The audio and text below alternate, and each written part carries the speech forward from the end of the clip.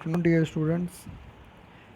LCM और HCF समझने के बाद अब हम अपने अगले एक्सरसाइज के क्वेश्चंस को सॉल्व कर सकते हैं। तो चलिए अगले एक्सरसाइज पे चलते हैं, जो कि है हमारा 3.7 और ये आपके इस चैप्टर का लास्ट एक्सरसाइज भी है। ठीक है ना? तो इसके बाद अच्छे से अपना रिवीजन करिएगा आप लोग। ठीक है, तो चलिए इस क्वेश्चन को सॉल्व करते हैं, इस एक्सरसाइज को सॉल्व करते हैं। और देखिए बेसिकली इसमें जो क्वेश्चन है वो सब वर्ड्स प्रॉब्लम है। मतलब पहले क्या था, पहले चाहे एचसीएफ निकालना हो या एलसीएम, आपको सीधा सीधा नंबर देता था, जैसे 12 और 18 दिया, उसका आपसे एचसीएफ पूछ लिया या फिर उन्हीं नंबर्स के एलसीएम पूछ लिया, तो आपको नंबर पता था, आपने एचसीएफ या एलसीएम आसानी से निकाल लिया था। इन ये जो एक्सरसाइज है आप जो अभी सॉल्व करने जा रहे हो, इसमें आपको डायरेक्ट नंबर नहीं दिया होगा, जबकि उन्हीं नंबर्स को वर्ड्स के रूप में एक प्रॉब्लम बना करके दिया जाएगा। तो मतलब कहने का ये है कि आपको इसमें भी एचसीएफ और एलसीएम ही फाइंड करना है, बस यही है, पहले क्वेश्चन को समझना है। क्योंकि इसमें ये नहीं लिखा हुआ कि एचसीएफ निकालिए या एलसीएम निकालिए, का क्वेश्चन पढ़ने पे पता चलेगा कि कहाँ हमें एचसीएफ निकालना है और कहाँ एलसीएम निकालना है, उसे समझने के बाद। हालांकि मैं आपको एक ट्रिक बता दूंगा जिससे आप आसानी से ये समझ पाएंगे कि किस क्वेश्चन में एचसीएफ निकालना है और किस क्वेश्चन में एलसीएम। तो चलिए वो ट्रिक ही पहले बता देता हूँ। जब कभी भी आपको किसी क्वेश्चन में मैक्सिमम लिखा हुआ मिले या फिर हाईएस्ट लिखा हुआ मिले, इस सब टाइप के वर्ड्स मिले जहाँ का मतलब हो सबसे ज़्यादा, सबसे बड़ा, ऐसा कुछ, तो उन जगहों पे आप एचसीएफ निकालिएगा। और अगर किसी जगह पे आपको मिनिमम मिले, लीस्ट मिले, ठीक है, या लोवेस्ट मिले, ऐसा कुछ वर्ड मिले, तो उस क्वेश्चन में आप एलसीएम निकालेंगे। ठीक है, ये ट्रिक अगर आप याद रखेंगे, ये चीज़ आप याद रखेंगे, तो आप क्वेश्चन आसानी से सॉल्व कर पाएंगे। अभी आप जब क्वेश्चन को सॉल्व करेंगे तो आप देखेंगे ये वर्ड्स आपको मिलेंगे क्वेश्चन में ज़रूर। तो चलिए देखते हैं। पहला ही क्वेश्चन इसमें दिया, पहला क्वेश्चन है आपका, Renu purchases 2 bags of fertilizers of weight 75 kg and 69 kg. Find the maximum value of weight which can measure the weight of the fertilizer exact number of times. मतलब क्या, रेनू ने दो फर्टिलाइज़र के बैग खरीदे, एक 75 केजी का है और एक 69 केजी का है। तो आपसे कहा जा रहा है कि आपको बताना है कि वो वेट बताना है, मैक्सिमम वेट, वेट माने जिससे तौला जाता है, ठीक है, जैसे 1 केजी, 2 केजी, 3 केजी ऐसे। तो वो मैक्सिमम वेट बताना है जिससे 75 केजी को भी एग्जैक्ट नंबर ऑफ़ टाइम में तौला जा सके और 69 केजी को भी। जैसे मान लीजिए आप कहते हैं कि सर 2 किलो का वेट ले लीजिए, तो 2 किलो के वेट से जब आप 69 को मान लीजिए वेट करना चाहेंगे तो नहीं कर पाएंगे। क्यों? क्योंकि 69 पूरा कम्प्लीटली वेट नहीं होगा, 68 तक जाएगा, उसके बाद में 70 आ जाता है, तो 1 किलो छूट जाएगा अगर आप 68 तक वेट करेंगे। तो ये बेसिकली कहने का मतलब ये है कि जैसे 69 को अगर आप डिवाइड करेंगे 2 में, तो कम्प्लीटली डिवाइड नहीं होगा, कुछ ना कुछ बच जाएगा, तो 2 नहीं ले सकते 2 किलो केजी का वेट। ऐसे ही मतलब मान लीजिए आप 5 केजी का वेट लेते हैं तो भी नहीं हो पाएंगे। तो ऐसा कौन सा वेट लें हम, तो ये पता करना है। ठीक है, तो इसमें देखिए मैंने आपसे क्या कहा था कि वर्ड देखेंगे हम। आप देखेंगे यहाँ पे एक वर्ड आपको मिलेगा, मैक्सिमम मिला है ना, तो मैक्सिमम मिल गया, इसका मतलब सीधे सीधे ज़्यादा दिमाग नहीं लगाना, यही बस क्या करना है, इसमें एचसीएफ निकालना है। ठीक है, तो हम लिख देंगे यहाँ पे कि इसमें लिखा हुआ ना, the maximum value of weight which can measure the weight of the fertiliser exact number of time. तो मैक्सिमम वैल्यू ऑफ वेट बताना है ना आपको, तो बस आप क्या करिएगा, बस ये फाइंड कट करके यहाँ पे ये स्टेप पूरा लिख दीजिएगा, the maximum value of weight which can measure the weight of the fertiliser exact number of times. ये पूरा स्टेप लिखने के बाद में आगे आप लिख दीजिएगा विल बी, ऐसे will be HCF of 75 and 69। मतलब क्या, ये पूरा स्टेप लिखेंगे और आगे ये वर्ड ऐड कर देंगे उस लाइन में कि ये जो होगा HCF होगा किसका, 69 और 75 का। जैसे मैंने आपको बताया था मैक्सिमम लिखा मतलब HCF निकालेंगे। तो अब बस स्टेप आपने लिख दिया, आपका काम खत्म। अब फाइनली बस आप क्या करिए, 75 और 69 का HCF निकाल लीजिए। ठीक है, चलिए तो मैं ये स्टेप हटा देता हूँ, स्टेप आप नोट कर लीजिएगा। और मैं आपको यहाँ HCF निकाल देता हूँ 75 और 69 का, देखते हैं कितना आता है।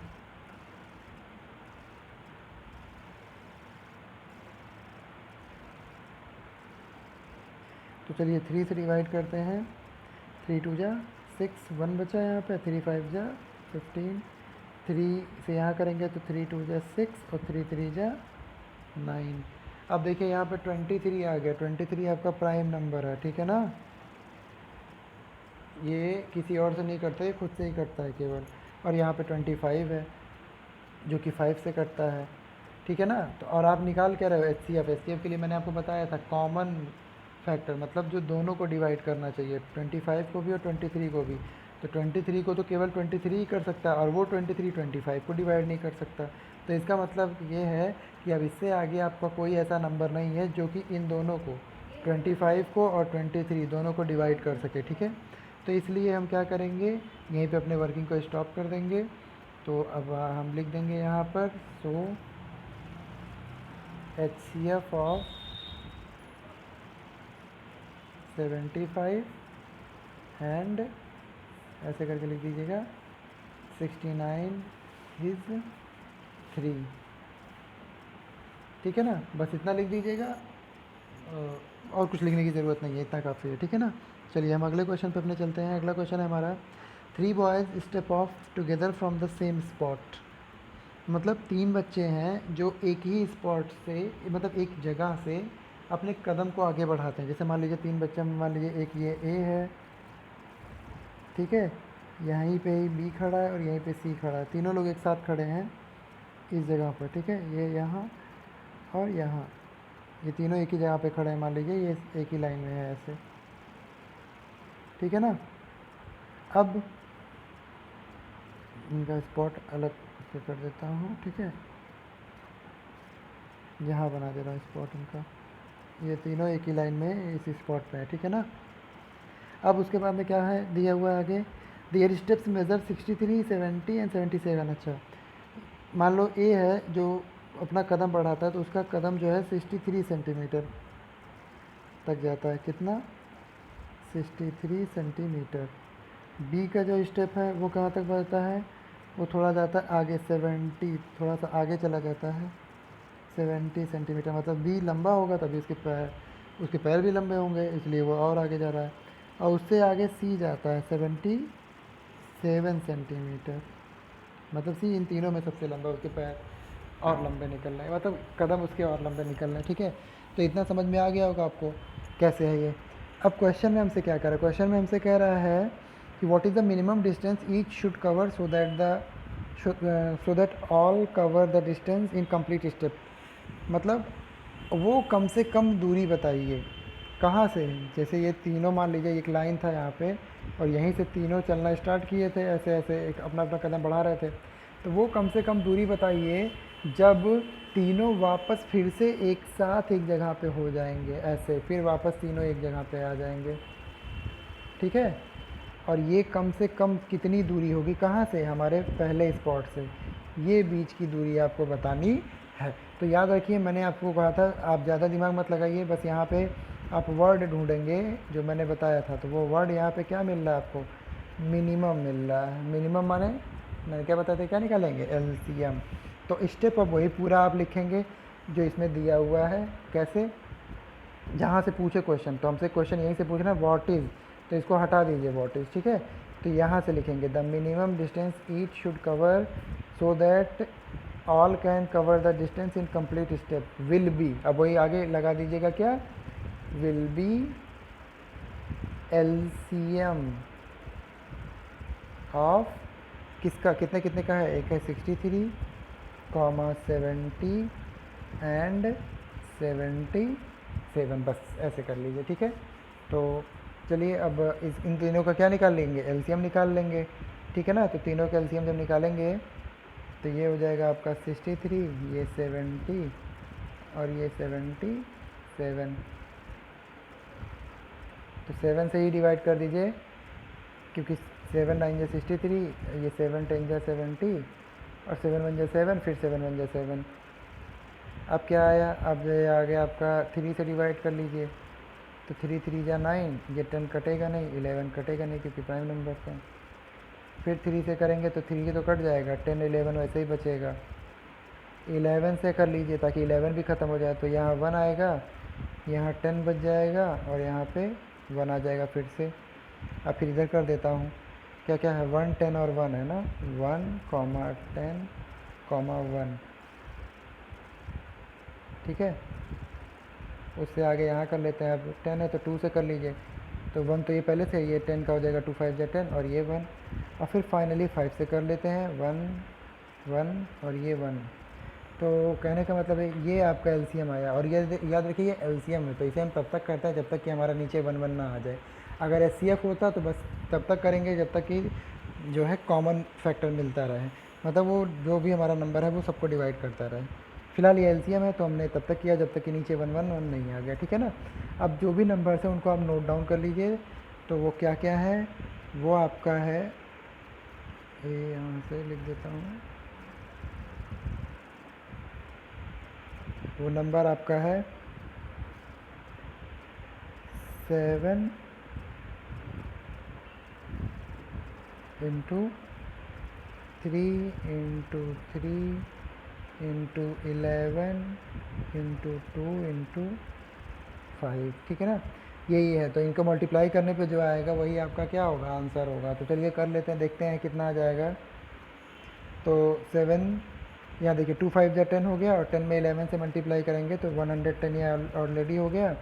और यहाँ पे 3 3 या 9 और 9 7 या 63, तो 63 इंटू क्या करना है 110, ये दोनों का मल्टीप्लाई कर देना है बस। तो 110 में 63 से मल्टीप्लाई करना है, तो इसे हटा देता हूँ मैं। तो ये आ गया आपका 110, इसमें 63 से मल्टीप्लाई करना है। तो चलिए कर लेते हैं, 3 0 0, 3 1 3 और ये 3 1 3, इन यहाँ मल्टीप्लाई का साइन, 6 0 0, 6 1 6, 6 1 6, ये 0, ये 3, ये 9 और ये 6, 6 9 3 0। अब ये 6 9 3 0 क्या है, सेंटीमीटर, ठीक है ना। इतना सेंटीमीटर आया, इसका मतलब क्या हुआ, एक मिनट, एक्चुअली मैं क्वेश्चन थोड़ा ध्यान से मैंने पढ़ा नहीं। इसमें ये नहीं कह रहा था कि कितना, मतलब कब जो है वो तीनों एक ही स्पॉट पे आ जाएंगे। जैसे मैंने कहा था ना कि तीनों जो है ए बी सी, वो तीनों एक ही स्पॉट से चलना शुरू किए थे। जैसे ये ए था, ये बी थोड़ा आगे था और सी उससे थोड़ा आगे इसका स्टेप था। तो मैंने कहा था जो है कब ये इकट्ठे हो जाएंगे, नहीं नहीं, तो वो थोड़ा सा सही से मैंने पढ़ा नहीं है एक्चुअली में। इसका इस क्वेश्चन में ये कह रहा है कि कितना वो मिनिमम डिस्टेंस होगा जो कि ये तीनों ए बी और सी, ये तीनों कवर कर सकते हैं, लेकिन हाँ कंप्लीट स्टेप्स में, मतलब स्टेप्स कंप्लीट होने चाहिए। जैसे मान लो ये 100 स्टेप चला, तो 100 स्टेप में इसने वो डिस्टेंस कवर की। मान लो ये इसमें 100 मीटर, ये 1000 मीटर है, या कुछ भी है, ठीक है, तो 1000 मीटर ही मान लेते, तो 1000 मीटर इसने 100 स्टेप में कवर किया। तो ये जो 1000 मीटर का डिस्टेंस है, ये जो बी है इसको भी कंप्लीट स्टेप में कवर करना है। तो मान लीजिए इसने 200 में कवर किया। और अगर 3 है, ये जो सी वाला है, अगर ये 1000 मीटर का डिस्टेंस कंप्लीट स्टेप में ना कवर करके 199 मान लीजिए या 150 पॉइंट कुछ में आ जाता है, इसमें कवर करता है। मतलब या तो ये 1000 मीटर का जो डिस्टेंस है वो वहाँ तक पहुँचने में कंप्लीट स्टेप 150 लेता है, लेकिन थोड़ा डिस्टेंस बच जाता है, या फिर 150वां लेने पे थोड़ा और आगे चला जाता। तो ये चीज़ें नहीं होनी चाहिए, ठीक है ना। कहने का मतलब है ये ए बी और सी तीनों एकदम कंप्लीट स्टेप ले और वो डिस्टेंस मिल जाए, ये था क्वेश्चन का मतलब। तो इसका मतलब ये नहीं कि जो हमने किया वो सब गलत है, सब कुछ सही है बिल्कुल, बस मैंने सही से आपको एक्सप्लेन नहीं किया था, मैं कुछ दूसरा समझ बैठा था, ठीक है। तो वो एक्सप्लेनेशन मैंने अभी दे दिया आपको। आपका आंसर जो 6903 आया था वो एकदम 100% करेक्ट है, आप वही लिखेंगे, ठीक है ना। वो बिल्कुल सही है जिस हिसाब से हमने सॉल्व किया था, बस एक्सप्लेन थोड़ा सही से नहीं कर पाया, सो अभी मैंने कर दिया उसको, ठीक है।